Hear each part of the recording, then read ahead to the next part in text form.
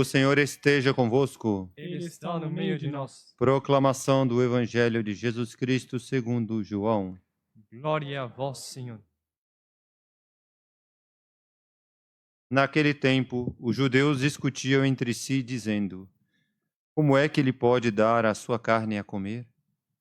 Então Jesus disse: em verdade vos digo, se não comerdes a carne do Filho do Homem e não beberdes o seu sangue, não tereis a vida em vós. Quem come a minha carne e bebe o meu sangue tem a vida eterna, e eu o ressuscitarei no último dia. Porque a minha carne é verdadeira comida, e o meu sangue verdadeira bebida. Quem come a minha carne e bebe o meu sangue, permanece em mim e eu nele. Como o Pai que vive me enviou, e eu vivo por causa do Pai, assim o que me come viverá por causa de mim. Este é o pão que desceu do céu. Não é como aquele que os vossos pais comeram. Eles morreram. Aquele que come este pão viverá para sempre. Assim falou Jesus, ensinando na sinagoga em Cafarnaum. Palavra da salvação. Glória a vós, Senhor. Ave Maria, cheia de graça, o Senhor é convosco. Bendita sois vós entre as mulheres e bendito é o fruto do vosso ventre, Jesus. Santa Maria, Mãe de Deus, rogai por nós, pecadores, agora e na hora de nossa morte. Amém. Sejam sentados um instante. Temos hoje, nessa liturgia, com essa narração belíssima dos Atos dos Apóstolos, esse fato espetacular da conversão de São Paulo. E este evangelho onde Nosso Senhor ainda manifesta mais, como vimos no evangelho de ontem, a grandeza desse sacramento da Eucaristia, onde ele mesmo se dá em alimento. Que associação faremos desses dois textos? Vemos um conjunto só, onde nós aliamos a ação da graça, o papel da graça, a vocação, e para exercer essa vocação, a ação fundamental da Sagrada Eucaristia. Porque São Paulo, ele, como canta o Salmo hoje, ide por todo o mundo, a todos anunciar o Evangelho. Deus, assim como para São Paulo, para cada um de nós, individualmente falando, desde toda a eternidade, Deus teve em mente a cada um de nós, para nos criar, tinha em mente, nos cria, nos dá a vida natural, através dos nossos pais, nos dá a vida sobrenatural pelo batismo, e no batismo nos é infundida uma coisa chamada vocação. Esta vocação é posta por Deus, e todas as graças que Deus vai conceder a esta pessoa ao longo da vida será em função desta vocação que ela deve desempenhar e realizar nesta terra. Não há um só ente, homem e mulher, que vive vagando por este mundo a ponto de, não, eu acho que eu posso passar por este mundo assim mais ou menos como se Deus tivesse soltado um confete assim. Não. É uma vocação específica que cada um tem a realizar e apresentar diante de Deus. Missão cumprida. E Deus não fez diferente com São Paulo. São Paulo, imagine, o apóstolo é chamado, uma alma extraordinariamente chamada, é chamado o 13º apóstolo. Ele é derrubado do cavalo, como nós bem conhecemos o fato, aqui narrado, e mostra o quanto Deus, quando tem uma meta a cumprir, ele a realiza de qualquer maneira. Ele, São Paulo, não imaginava isso. Ele estava levando morte, como diz aqui, respirava ódio, respirava, como é que é o termo? Naqueles dias, Saulo só respirava ameaças e morte. Já imaginaram o que significa isso? O que tinha na alma deste homem? Uma sanha para destruir o catolicismo, para destruir aqueles que seguiam o caminho que era o que se dava aqui no início. Nosso Senhor Jesus Cristo, ele mesmo revelou: eu sou o caminho, a verdade e a vida. Então, todos aqueles que estavam aderindo a essa nova doutrina, essa religião, ele espumava e desejava um extermínio completo, e levando uma carta, um pedido, em nome do sumo sacerdócio, para levar a Jerusalém e aí apresentar ao governo romano, e aí fazer o que fizeram com Nosso Senhor, crucificar, torturar, etc, etc. Então, o ódio deste homem em relação à religião, ao catolicismo, era uma coisa monumental. E, no entanto, ele, que era ardite para o mal, quantas pessoas ruins existem no mundo e são dedicadas ao mal? Muita gente que serve o mal, que faz o mal, que tem essa sanha para acabar com o bem. É uma coisa não pequena, um número exorbitante. Mas vemos que fato bonito. Nosso Senhor derruba do cavalo graça. Ele mesmo depois vai afirmar inúmeras vezes que ele foi salvo unicamente pela graça, sem merecimento nenhum, etc, etc. Diversas vezes ele manifesta a misericórdia de Nosso Senhor sobre ele.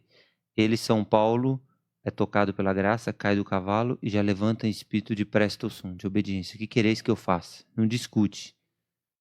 Já levanta submissa a esta voz: Saulo, por que me persegues? Ele entende num só lance que estava perseguindo Nosso Senhor, porque estava perseguindo os fiéis, os católicos. Se converte.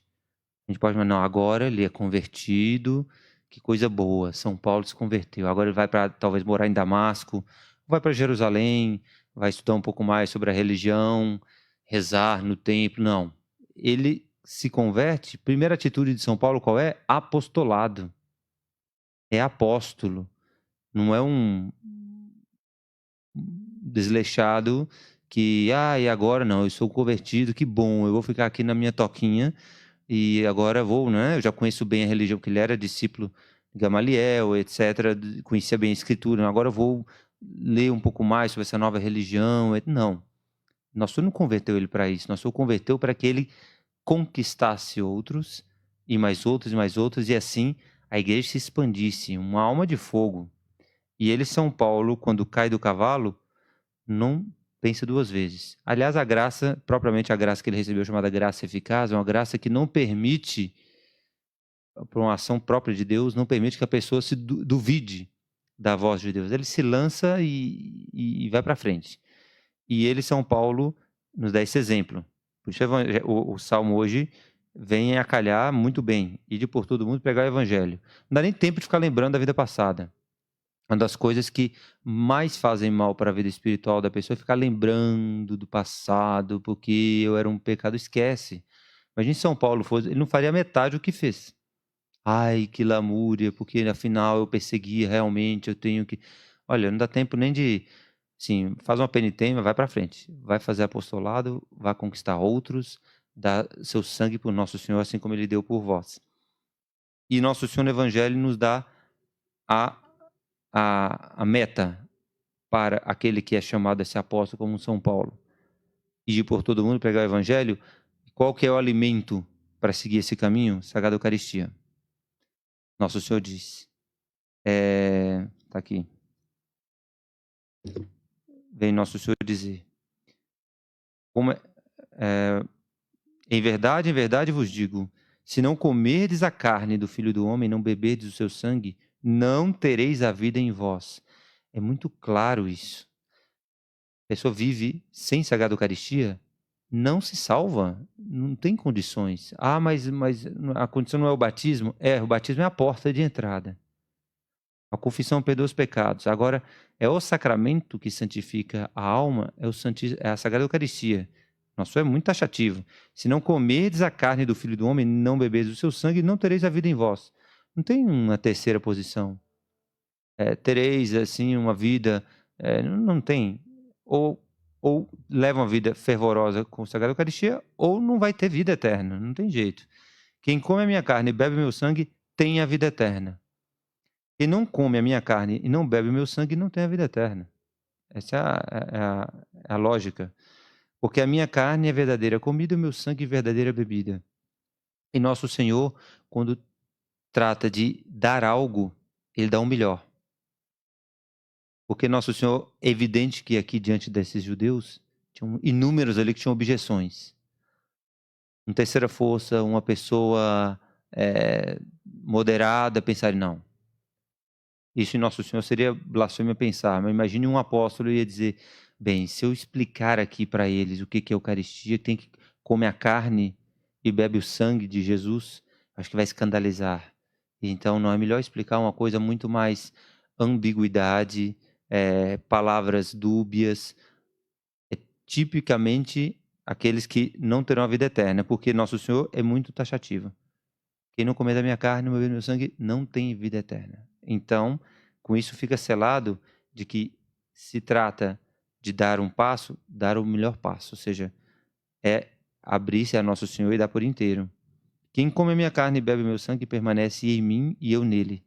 São várias frases com o sentido de que aquele que recebe a nosso Senhor com fervor e comunga com frequência terá a permanência contínua dele ao lado, ou melhor, dentro, vai ressuscitar no último dia, vai ter a vida eterna.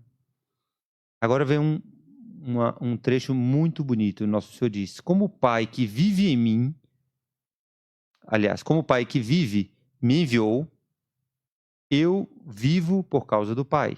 Claro, um só Deus. Assim, o que me come viverá por causa de mim.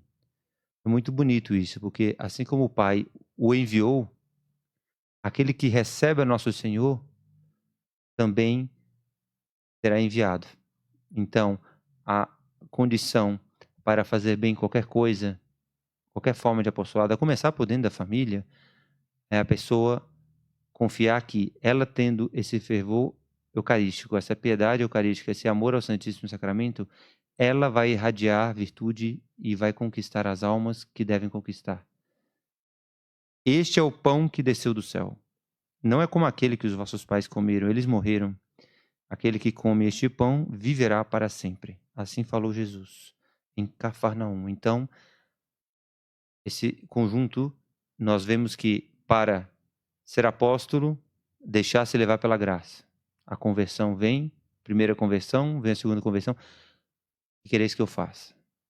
E para exercer este ministério, ou seja, fazer apostolado em qualquer frente, ou seja dentro da família, seja como apóstolo, ou sacerdote, ou religioso, religiosa, ou membro de uma ordem religiosa, como membro sendo uma família, o que seja, a pessoa tem que ter noção de que a graça virá, a força virá pelo Santíssimo Sacramento.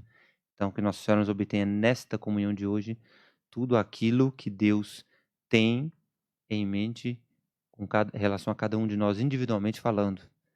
E aí sim, realizaremos a nossa missão, assim como cumpriu perfeitamente São Paulo. Vamos pedir a Nossa Senhora, pedirei por cada um agora no ofertório. Louvado seja nosso Senhor Jesus Cristo.